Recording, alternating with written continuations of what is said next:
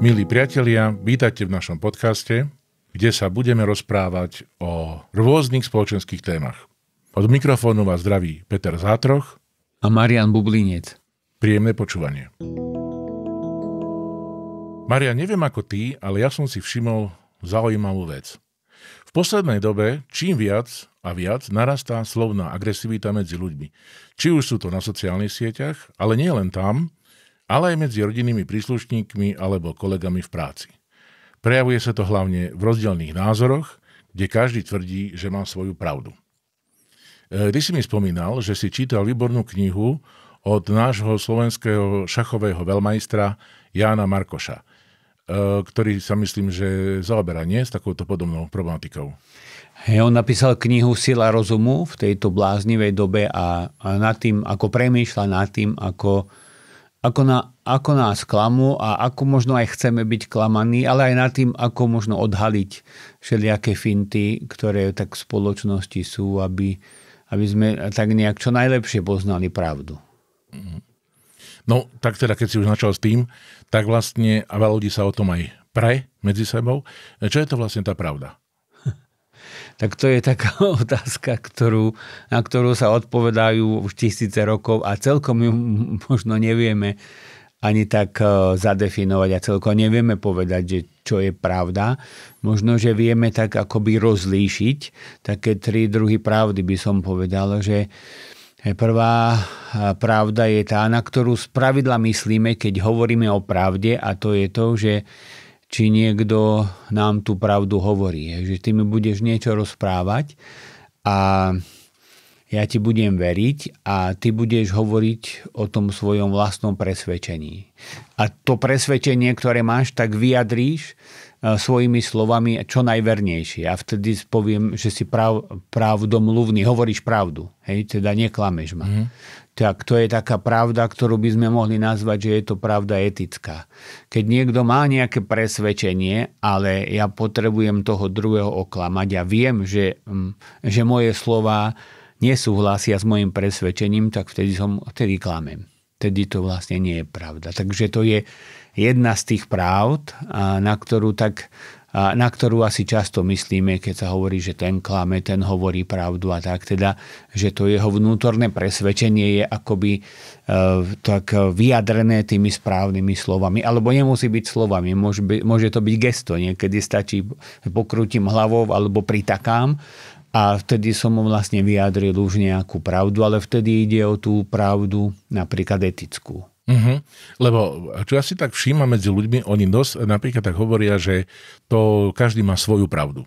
Teda akože vlastne ako keby tá pravda sa dala ohýbať podľa toho, či mi to nejako vyhovuje, alebo možno nie, alebo s čistým súhlasím, alebo nesúhlasím.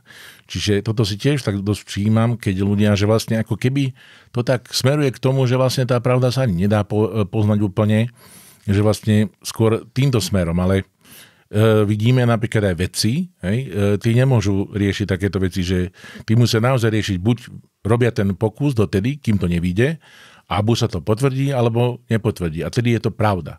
Čiže to sme už prešli, to sme už prešli trošku k takému inému chápaniu tej pravdy, pretože ty už hovoríš o pravde, ktorú by sme mohli nazvať, že to je logická pravda. Lebo doteraz sme hovorili o tej etickej a tá etická je naozaj to, že ja mám presvedčenie a chcem to presvedčenie správnym spôsobom vyjadriť, vtedy neklamem. Ale už napríklad, keď sa hovorí o vede, alebo tak je to nejaká pravda, ktorá je postavená na nejakých fyzikálnych zákonoch. Čiže sú to pravdy, ktoré sú postavené na fyzikálnych zákonoch, alebo vo filozofii je to postavená pravda na logike. To je logická pravda. A to je už vlastne, tak vtedy by sme mohli hovoriť o tej pravde, že to je zhoda môjho rozumu, teda čo si ja myslím o nejakej veci s tou vecou samou. Čiže ak by som to taký príklad použil, tak vlastne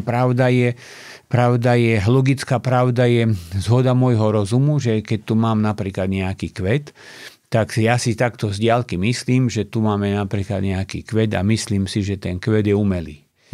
Lebo som pri ňom nebol, lebo bližšie som ho neskúmal, ale tak si myslím, že ten kvet je umelý, hoci ten kvet môže byť živý, môže byť taký skutočný, opravdivý.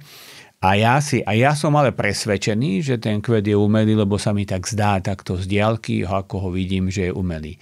A vtedy nemám logickú pravdu, lebo moje myslenie sa nezhoduje s tou vecou a ja žijem, ale neklamem, ale som v omyle. Čiže začína sa to troška možno komplikovať, ale treba to asi troška o tom hovoriť aj týmto spôsobom, pretože keby sa ma teraz, ja odídem z tohto štúdia a prídem niekde a spýtajú sa ma tam, banálnu vec, ale mali tam umelý kvet a ja poviem, áno, mali. Lebo som presvedčený, že bol umelý, ja som tých ľudí neklamal, teda bol som v etickej pravde a zároveň som bol v omyle. A takto ako takýchto ľudí máme, preto je to veľké napätie medzi nami. Aj preto si myslím, že takýchto ľudí možno máme 100 000, možno milióny, ktorí majú presvedčenie svoje, nejaké presvedčenie, ktoré získali, ale neskúmali dostatočne tú vec, ktorú mali skúmať a preto sú v omyle. Čiže oni napríklad neklamú, lebo oni hovoria svoje presvedčenie, lenže neskúmal tú vec poriadne, nezamýšľal sa nad ňou, nepýtal sa, že konkrétne aký je to kvet alebo tak. A on potom hovorí svoje presvedčenie a zároveň je v totálnom omyle. Kým napríklad ty, ktorý vieš, že ten kvet je živý, a teba sa spýtajú tú istú vec, keď odídeme z tohto štúdia, ty povieš, nie, tam bol živý kvet. A my sa môžeme dostať do nejakého síce banálneho sporu, ale si predstavme, že by to bola nejaká vážna vec. Že by to bolo o niečom úplne inom a vtedy už sme my dvaja v napätí a tí tretí zase komu máme veriť? Tebe či tebe?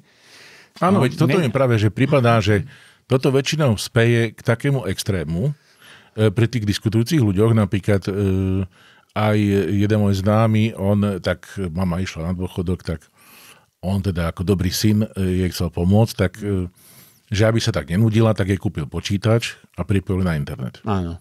No s tým teda, aby si mohla teda aj pozrieť niečo na internete, aj nejaké recepty, aj nejaké vzdelávania a tak ďalej. No a on tak navrhol, že by sa mohli ako nedeľu taký spoločný obed robiť. No a to bolo bohužiaľ v čase korony a tak ďalej, tak sa stretávali. No ale tá mama zase v dobrej viere a ako tomu synovi najviac chce spraviť dobro, tak mu zase začala ho upozorňovať to, čo prečítala na tom internete. Áno. Prvé, čo videla, samozrejme, a tam išli tieto také nejaké aj poplašné možno, aj sa hľadalo, lebo aj niektoré veci hovorili tak, druhí hovorili inak. No a vlastne vždy pri tom obede ho upozorňovala presne detailne, na čo si má dať pozor, aby sa nedal zaočkovať, aby tomu neveril a tak ďalej. No a z príjemného obedu sa stalo vlastne dusno, takže vlastne potom veľmi ľutoval, že jej toto vlastne pomohlo. Tak takýchto prípadov bolo asi viac, lebo ja som dokonca počul, že jeden lekár, teda vlastne svoje mame toto spravil a on bol lekár a on ju presviečal, ako je to dobre, teda, že menej nebezpečné a že môže to nejakým spôsobom pomôcť to o zaočkovanie sa a ona svojmu synovi neverila, ale verila tomu, čo čítala na tom internete presne. A hoci on bol jej syn a napríklad on mal veľmi trpkú skúsenosť so svojou mamou, že ona vlastne verí tým veciam, ktoré sú tam a myslí si, že on je chce zle ako vlastný syn. Je to podľa mňa veľmi zaujímavá vec, lebo prečo to tak je? Určite tých vysvetlení je určite viac, ale ja som to tak rozmýšľal a za totality, alebo teda vlastne keď bol ten socializmus, tak vtedy to bolo tak, že mnohé veci, ktoré sa hovorili verejne, alebo proste oficiálne, nazvime to takto, tak boli vlastne len tak pro forma. A to, čo sa šuškalo tak niekde v krčme, tie vtipy o zlatú mrežu a tieto veci, tak to sa bralo, že to je tak vážne. Že to tak ako, že je. Že možno, že za toho socializmu sa tie podstatné a dôležité a možno, že pravdivé veci šírili tajne. Tak nebadanie a oficiálne, čo bolo, tak bolo skoro vždy bolo klamstvo.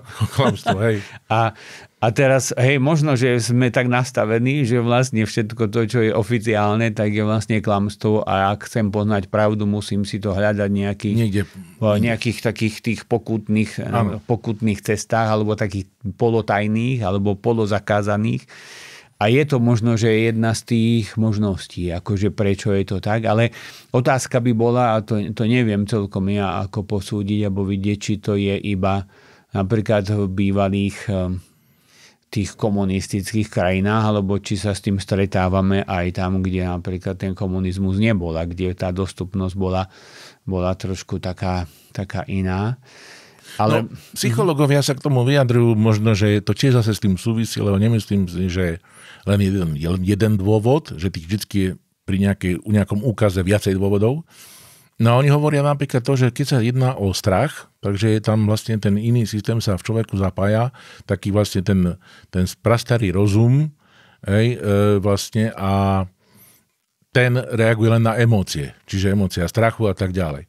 No a keď je toto vlastne nebezpečenstvo, lebo tu bolo fakt nebezpečenstvo nejaké, či už domnelé, alebo naozaj reálne, ale bolo, tak vlastne človek ide tými skratkami, lebo vlastne ten mozog bol, že buď tam bolo strnutie, útek alebo útok. Alebo tam nemáš čas rozmýšľať, keď ťa lev naháňal, alebo ja neviem, nejaký iný silnejší ako ty, tak si nemáš čas diskutovať alebo rozmýšľať nad tým, ale musel si niečo konať. Buď si sa schoval niekde, alebo si proste utekal, alebo si dal bojovať. Hej, a ja by som sa troška vrátil k tomu, aj k tomu, čo sme hovorili o tých pravdách, teda vlastne aj k tej pravde logickej. To znamená, že to je zhoda môjho rozumu s tou skúmanou vecou, že či aj my, jednak že strach, ako si povedal, ale jednak aj či nie sme my ako príliš pohodlní na to, aby sme sa nejak ponorili a skúmali tú vec. Možno, že pohodlní a možno, že nemáme čas, alebo si to aspoň tak nahovárame, že nemáme čas, ale aby sme vlastne skúmali tú vec, pretože vrátim sa k banálnemu príkladu k tomu kvetu umelému. Ja, keď sa chcem presvedčiť, aký je to kvet, mal by som vstať, mal by som ísť k nemu, mal by som si ho pozrieť blízka, mal by som sa ho dotknúť, o čom budeme hovoriť neskôr, o tých cestách, ako poznávame pravdu, lebo teraz hovoríme o tom, že asi tak, čo je pravda a ako to je. Ale o tom budeme hovoriť neskôr, ale mal by som prekonať svoju pohodlnosť a niekedy nestačí to, že stanem a idem kúsok v nejakej jednej miestnosti, ale jednoducho ma to stojí nejak viac času, aj viac skúmania, aj viac pýtania sa a možno, že aj odvahy, že ja zrazu poznám, že niečo, čom som žil, tak bol omyl a ja musím zmeniť. Ja musím povedať, prepáčte, ja som sa mýlil. A takých ľudí nie je veľa, čo to dokážu, hlavne v tých podstatných veciach povedať, prepáčte, ale ja som žil v omyle.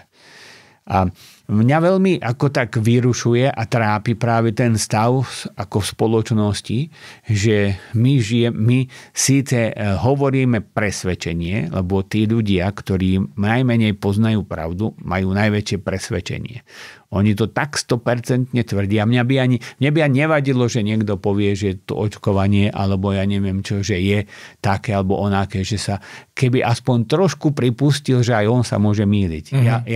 Ja viem, že to očkovanie bolo vo všeobecnosti dobré. Pripúšťam, že mohlo mať zlé nejaké účinky, ale o tom to teraz nie je o očkovaní, ale pripustiť, že ja sa tiež môžem mýliť, ale na tomto je také zarážajúce to, že ľudia, ktorí niekedy majú najmenej toho ťahu za tou pravdou, tak majú akoby také najväčšie presvedčenie, že to tak hovorí, že on absolútne nepripúšťa iný názor. Čiže taký fanatizmus. Fanatizmus a ja ho nemám ani priestor vyjadriť. On jednoducho, buď sa zabijeme, alebo jeden z nás odíde preč. Neviem, nemôžem to tvrdiť, ale mne pripadá, že vlastne, ak je niekto fanatický, a to môže byť v čomkoľvek, tak je to skôr taký akože strach, že nemám pravdu. Je to strach, áno. Je v podstate je agresívny. Agresivita je obranný mechanizmus neistých ľudí. Čiže on tým tú svoju neistotu, aj ten svoj strach zakrýva tou svojou takou agresivitou tým, že ja to vystúpim a poviem to tak rázne a tak jednoznačne, že mi nikto nemá odvahu protirečiť, lebo vie, že by sme sa museli hádať a ako nechce sa mi hádať s niekým, hej, že keď nemá záujem trošku počúvať aj nejaký to môj pohľad alebo moje prežívanie.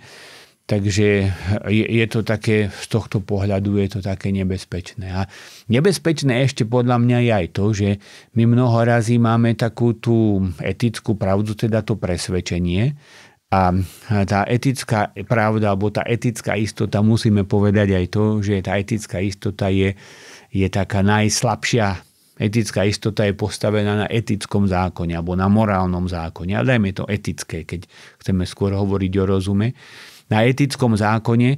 A etický zákon istým spôsobom má najčastejšie výnimky tej platnosti. To znamená, že napríklad ja mám etické presvedčenie alebo morálne presvedčenie, že moja mama ma miluje, pretože viem, že vo všeobecnosti všetky mamy milujú svoje deti. A mám istotu, presvedčenie, že moja mama ma miluje. Ale bohužiaľ vieme, že sú mamy, ktoré nemilujú svoje deti. Mám presvedčenie, že všetci učitelia mi chcú dobre, pretože si myslím, že učiteľ je na to, aby chcel svojmu žiakovi dobre. Ale je veľmi veľa príkladov, takže že to ten učiteľ nezvládá, že mu nechcel dobre. Alebo napríklad obhajca. No, si predstav, že si dáš obhajcu, zavoláš si obhajcu, ja ho budeš platiť. Áno. A vlastne by to tam tiež nebolo nejaký takýto prvok. V podstate, že mu vlastne musíš mu dôverovať, lebo inak vlastne je tam zbytočne a zbytočne platíš. Ja keď sme raz debatovali o tomto, tak sme v jednej debate sa prihlásil jeden pán a ten práve to povedal, že jednoducho každý učiteľ, on bol učiteľ, každý učiteľ chce svojmu študentovi dobre. A hovoril to s takou vehementnosťou, ako keby sme všetci, čo sme tam boli, nemali skúsenosti, že sú aj učitelia, ktorí to tak nechcú dobre. Všetka česť dobrým učiteľom. Ale čiže mám nejakú, poviem, morálnu istotu, ale vystupujem s istotou, ktorá je fyzická alebo až metafyzická. To znamená, že opieram sa o nejaký morálny zákon, ale istotou vystupujem, že ako nevyhnutne je to tak a nemôže to byť inak. A to je vlastne, a to nie je ani v tej logickej alebo v tej fyzickej istote, aj istoty, ktoré sa opierajú o fyzikálny zákon, niekedy ten fyzikálny zákon zlyhá. Nevieme, prečo nezafungoval možno. Čiže aj tá istota ešte nie je istota nejaká absolútna, 100%, aj tá fyzikálna istota. Že 100 razy sa robil pokus nejaký skúmavke, 100 razy vyšiel a 101 raz nevyšiel. A nevieme prečo. Preto je tu ešte jedna vlastne veľmi taká dôležitá istota, aj dá sa povedať pravda, to je metafyzická pravda. A to slovo znie tak trošku zložito, ale v podstate to bolo veľmi jednoduché, lebo Aristoteles, keď videl všetky fyzikálne zákony, tak videl, potom uvažoval, premýšľal a usporiadal veci tak, že za tie fyzikálne zákony dal ešte tie, ktoré nezávisia od fyzikálnych zákonov a povedal, to je metafyzika. To je za tou fyzikou. Za fyzikou je ešte metafyzika.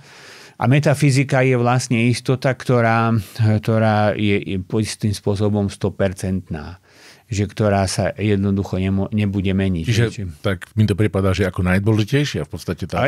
Áno, kto má metafyzickú istotu v niečom, tak ten v podstate sa nemôže pomýliť, ak správne uvažoval a premýšľal, že napríklad metafyzická pravda je tá, že celok je väčší ako jeho časť. Že vždy to bude platiť. Alebo Aristoteles povedal, nie je účinku bez príčiny. Čiže ak sú tieto mikrofóny, ak je tu stôl, tak nemôžem povedať, že tento stôl tu vznikol sám od seba, keď je to ako účinok, ale musel byť niekto, kto ho vyrobil a kto ho tu priniesol. Asi bez toho, aby sme sa nejak tak možno videli toho konkrétneho človeka, vieme, že to bol človek, spravidla to spraví vždycky človek. Priniesť môže aj nejaké zviera, nejaký automat, ale vyrobiť ho vie človek alebo aspoň navrhnúť. Áno. Skúsme teda vlastne, že takto nejako si zhrnúť, aby sme sa v tom tak nejako rozkúkali. To znamená, že keď by bola napríklad nejaká informácia alebo proste nejaká pravda, že povedia, že nejakú pravdu. No a teraz v podstate, že ako začať k tomu, akože sa približovať, že ak mám záujem naozaj, že môžem mať podozrenie najmä tomu, že niekto buď sa mýli, alebo mi klame, poviem príklad, lebo u niektorých to vidieť, že napríklad majú, tak dokázali tak nejak uveriť tak vnútorne, že ich furt všetci klamú. A vlastne sú takí nedôverčiví. A vlastne teda, aká by mala byť pre nich takéto záchranné koleso, že by sme im vedeli pomôcť, že skús takýmto spôsobom, týmto systémom rozmýšľať, tak niečo ako to máme podobne v tej matematickej logike, že vlastne tiež tá vlastne sa hrá s tým, že aby sme dopracovali sa k tomu správnemu výsledku, tak niečo podobné, že čo by sme vlastne mohli aj z tých kníh a tak ďalej, že tak niečo z toho tak vyťahnuť do praktičná, že čo s tým robiť, keď dajme tomu niekto v našom okolí, alebo aj my sami, že máme taký pocit, že či už tie verejné médiá, alebo iné médiá, alebo iní ľudia, alebo tie oficiálne, alebo zase možno nejaké neoficiálne informácie, že proste, že nás nejako zavádzajú, alebo niečo s nami robia, že ako postupovať v tom rozmýšľaní, aby sme sa nejako dopracovali k niečomu.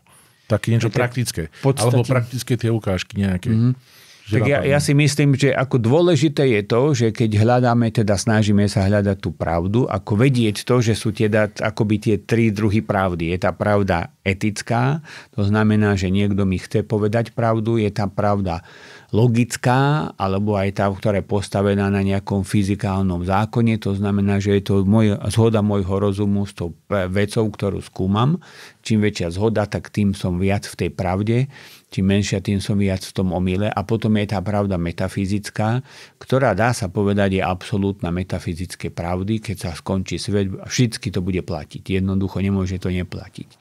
A metafyzickou pravdou je aj každé bytie, hej, že my sme tiež pravdiví, lebo sme stvorení a zhodujeme sa s rozumom toho stvoriteľa. A to teraz nechceme ďalej o tom rozprávať. A teraz možno, že to praktické je asi to, že keď niečo počujem, tak by som sa mal spýtať, keď je to nedá sa to spraviť asi pri všetkom, čo počujem, aby sme sa zbláznili. Ale keď sú to podstatné, dôležité veci, že ako je vojna, ako je očkovanie, ako sú veci, ktoré sú dôležité a ktoré tu prebiehajú, tak sa musím pýtať, že keď ma niekto informuje o tom, že vlastne odkiaľ ten človek má tie veci, ktoré rozpráva, aký je prameň tej jeho pravdy.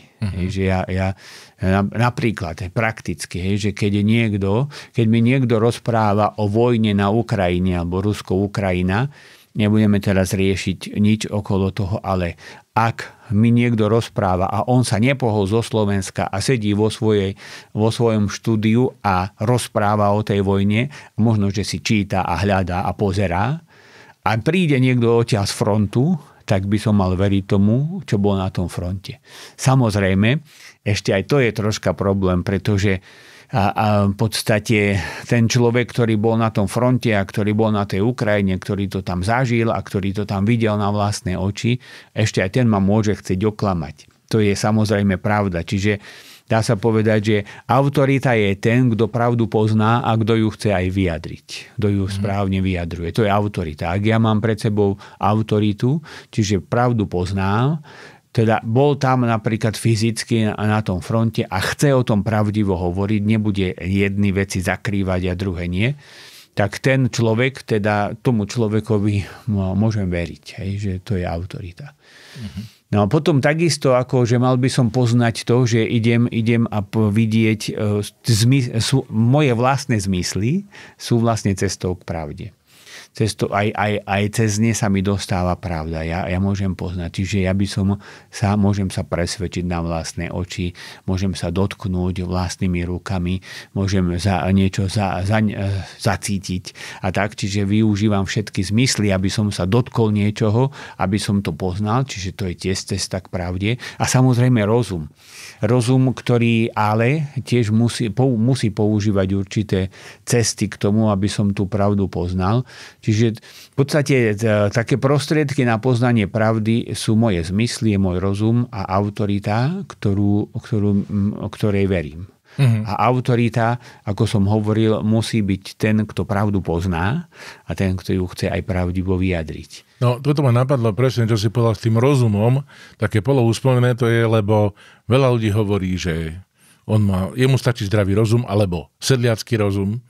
Čiže sa nad tým zamyslí, v podstate si povie, aha, a tak to je, hotovo. Takže toto sa s tým stretávam, že sa tak odvalujú. Čo nad tým rozmýšľaš, ak sa zamyslím tým sedliackým rozumom, ti to povie jasné.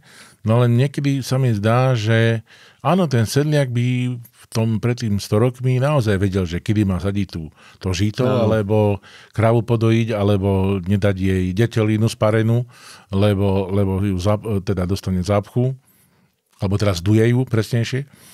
Takže o tom ten sedliak by presne ani nedebatoval s tebou. Rovno by ti ukázal na vidli, alebo čo, lebo ten sedliacký rozum bol na skúsenosti postavenej, možno aj jeho otca, takže veľmi dobre vedeli aj s tou prírodou žiť a so všetkým. A že nestačí sa niekedy... tí ľudia, ktorí si riešili veci, tak si tie svoje veci vedeli vyriešiť. Ale oni sa za celý život neboli zo svojej dediny.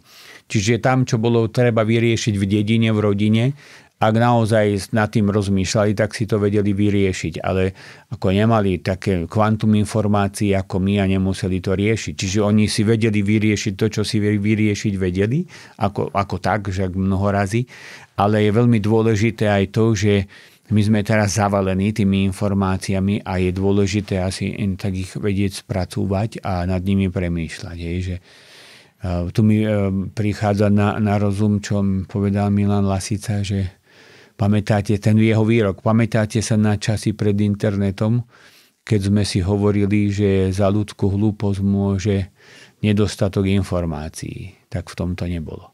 Áno, že tá hlúposť zostáva. Teraz my sme vlastne zavalení informáciami. Otázka je, nakoľko vieme používať svoj rozum, aby sme ich vedeli roztriediť a aby sme z nich vedeli vytiahnuť tú skutočnú pravdu a či na to máme vôbec chuť. Áno, či sa nám to nejakým spôsobom chce. Lebo napríklad veľa sa teraz hovorí, že sa málo číta. A to je aj pravda, si myslím. Teda myslíme na knihy, ale zase iní hovoria, že dneska napríklad aj deti vlastne, že veľa čítajú, ale nie knihy. Čítajú tie správy a tie proste SMS-ky, alebo teda tie četové kadejaké informácie, ktoré si medzi sebou dávajú. Čiže akože na jednej strane akože veľa čítajú, ale nečítajú teda systematicky nejak, že by spoznávali čítaním niečo, len si presúvajú nejaké informácie, ktoré nemajú, dajme tomu, nejaký hĺbší záber. Určite aj, že čítanie, alebo je to tiež cesta k pravde, ale o tom by sa asi tiež dalo celkom dosť dlho debatovať, pretože knihy alebo kníh tlač na jednej strane vás veľmi posunula dopredu, že môžeme čítať knihy a na druhej strane. A o tom by možno, že bola taká zaujímavá aj samostatná debata. A na druhej strane v podstate to je tak, že ja si prečítam Rahnera alebo Ratzingera alebo nejakého filozofa, Kanta alebo koho. A kto zaručí tomu Kantovi, keď ja som si ho prečítal, že som ho dobre pochopil. A že tu budem rozprávať, čo Kant hovorí, čo Kant tvrdí, čo Ratzinger hovorí. Kto zaručí tomu Ratzingerovi aj teda tým filozofom a teologom, že ja som ho pochopil tak, ako to oni mysleli. Už je veda, ktorá skúma ten posun.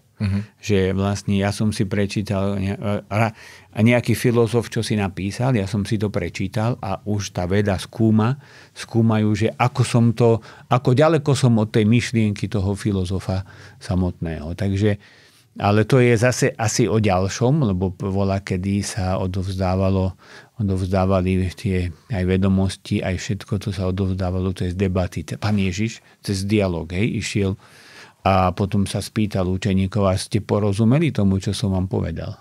A v dome im to ešte všetko vysvetľoval. Čiže takisto všetci filozofi mali svoje filozofické školy a oni nemali knihy. Oni debatovali. Ja sa domnievam, že väčšinu informácií máme, alebo možno, že sme v minulosti mali, z toho, čo sme sa rozprávali medzi sebou. Že ja si tiež pamätám ešte v minulej práci, že proste sme si šoféri medzi sebou hovorili, že aké sú nové zákony. Čiže ja som tedy ani nemal prístup k internetu, ale kde by som bol hľadal, že čo na sociálnej poisťovne, aké odvody sa platia a tak ďalej. A my sme si to medzi sebou vlastne povedali. Takisto, keď sa zmenil nejaký zákon alebo niečo, tak sme to vlastne medzi sebou. My si veľa vecí napríklad sa dozvedeli. Tým som nechcel povedať, aby som to uviedol na takú dobrú mieru, že tie knihy, že by nemali by sme čítať, mali by sme čítať veľa.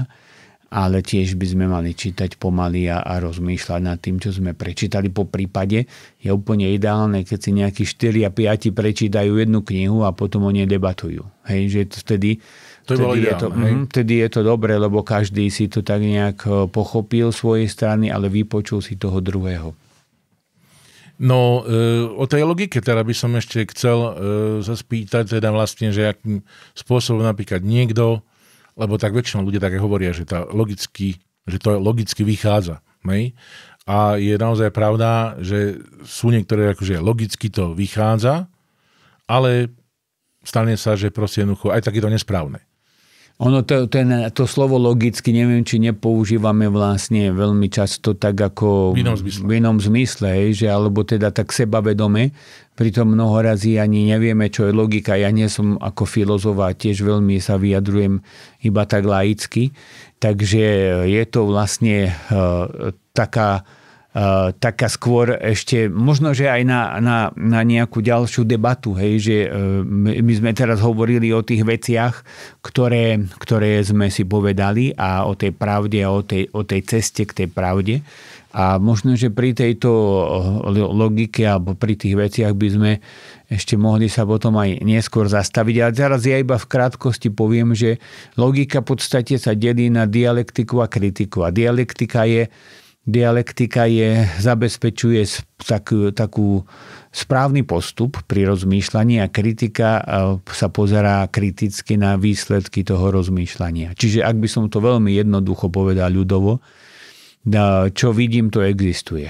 Čiže to je dialektika. Môj sused videl mátohu, strašidlo. Hej? A dialektika povie, áno, toto je správny postup, teda tvoj sused videl strašidlo. Kritika, a ona povie, ja som si skončila robotu, dialektika. Lebo postup bol správny. Čo vidím, existuje, môj sused videl strašidlo, teda strašidla existujú. Záver.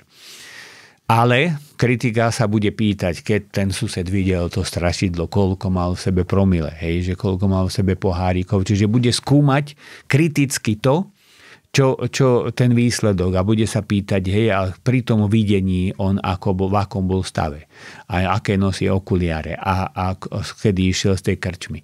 Čiže to sa už bude pýtať kritika a povie, síce logicky, ten dialektický postup bol správny, ale ešte sa tu zamyslíme, že či to tvrdenie, že strašidlá existujú, je naozaj správne a to už treba kritiku na to. Toto si myslím, že chýba mnoho razy a že také aj dialektika chýba, pretože nevieme postupy toho uvažovania a chýba aj kritika, alebo keď sa potom zamyslíme nad výsledkom uvažovania, tak nejak nerozmýšľame nad tým, že či by to fakt mohlo byť a či to nemohlo byť aj inak. Mm-hmm. No je to vlastne nejaký spôsob nejakej prehry, keď človek zistí, že nemá úplne pravdu, že bol napríklad buď k tomu človeku emocionálne blízky, to znamená, že nič si neoveroval, ani zdroje, čo hovorí, ani si neoveroval nejakú dialektiku, či je to logické to, čo hovorí, alebo tú kritiku, že teda... Nie je to určite prehra, keď si to vieme priznať. Akože vyžaduje si to možno pokoru a povedať si, že áno, a že ja som ten, ktorý to všetko neuštriehol a som rád, že som prišiel k plnšiemu poznaniu pravdy. Ale v podstate aj také nastavenie mysle, že ja už s tým, keď hľadám pravdu, tak si uvedomujem, že ja sám ju nemusím vôbec správne nájsť a potrebujem tých okolo mňa, aby mi tú pravdu pomáhali nájsť. Takže je to vlastne už pri tom nastavení už som taký, že OK, ja sa môžem veľmi ľahko pomýliť a som rád, keď ma niekto skoriguje. Mhm. Myslím, že pri tých, čo sa často stretávame, pri tých debatách s ľuďmi, tak myslím, že tam je ešte dosť veľký vplyv je tzv. Predsudky. Ono to slovo je vlastne, že pred súdom, čiže pred nejakým uvažovaním, že to je taká nejaká skratka, že takto to je, nemusíme to rozmýšľať, poďme ďalej. No a to niekedy je na hodnotení mnohých ľudí, alebo napríklad na tých názorov, že viem, že jeden môj známy mi hovorí, že teda niektorí ľudia sú ako ovce. A potom ho to počul viackrát z viacerých strán na rôznych ľudí, ale možno aj na mňa. A Ale tak som trošku tomu nerozumel celkom, že ako to myslia, akože tí hlúpi, ktorí nám niečo iní navraveli a my tomu teda akože ideme poslušne ako ovce, teda s tými predsudkami, tak kedy sú tak tie predsudky relevantné, že ty máš predsudok, keby som povedal o tebe, že máš asi teraz trošku možno predsudok, že neurastal, ale asi máš predsudok. A ako by sme to mohli zbadať alebo na sebe, alebo na iných, že sme, najmä tomu, naleteli na takúto skratku predsúdnu? Ako to by bolo tiež, myslím si, že ešte tiež na nejakú širšiu debatu, ale tiež by som iba v krátkosti povedal, že predsudok je vlastne to, keď ja nejak automaticky priradím nejakú vlastnosť človekovi, ktorú ten človek v skutočnosti nemá, ale pretože patrí do nejakej skupiny, tak si myslím, že ju určite má. To je také, ale to by som zase, ja sám na sebe, ako ja si pamätám, ako som raz sobášil a v kostole, keď cez omšu vykrikoval pri dverách jeden chlap v kuse, aj cez kázeň, aj cez omšu. A ja som automaticky vo vnútri povedal, že ten človek mohol vydržať a opiť sa až na tej svadbe, dajme tomu, a nie na omši vykrikovať. Až keď som dával príjmanie, tak mi priviezli na vozíku dospelého muža, ale handicapovaného. Dá sa povedať po všetkých stránkach, ktorý sa nevedel ovládať a vykrikoval.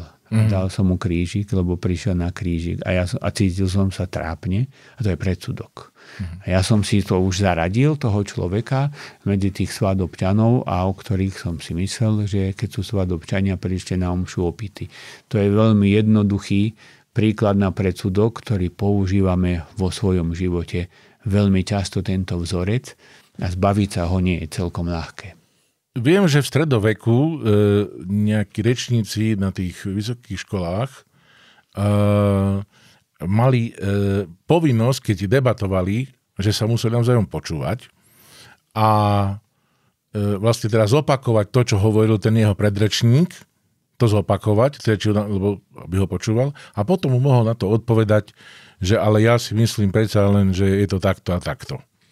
To je tiež, to súvisí s predsudkami, ako si to tak vlastne aj povedal, pretože my vlastne, a asi to je stále v nás ľuďoch, a v stredoveku, ktorý nebol taký temný strašne, ako sa hovorí vždycky, tak v stredoveku to bolo nastavené tak, že keď s niekým debatuješ a máš iný názor ako on, tak počas jeho rozprávania si nesmieš chystať odpoveď na to, čo on hovorí, pretože ho nepočúvaš vlastne a môžeš hovoriť úplne vedľa, ale musíš ho počúvať. A až potom môžeš si chystať odpoveď na tú jeho repliku, by sme povedali.